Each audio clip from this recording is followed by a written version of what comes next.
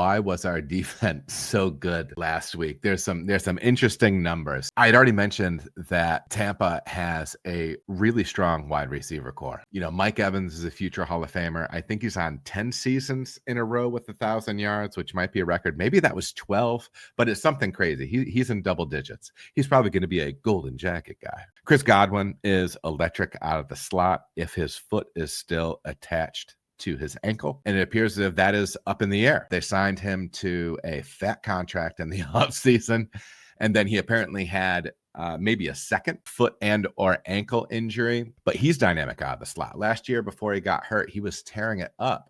I think it was maybe week 6 when he went down. Week 1 through 6, he was blowing up. So 2 really talented guys there. And then they went out and drafted Igbuka, which I didn't know exactly what to think through the pre-draft research that I had been doing, because I do a lot of that stuff for the stuff that I do in fantasy football, because I'm kind of a loser.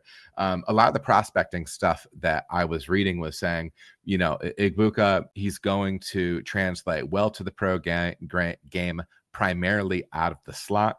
Chris Godwin is the slot guy. And so when they drafted Igbuka, I thought to myself, okay, well, maybe Godwin isn't as healthy as they want him to be.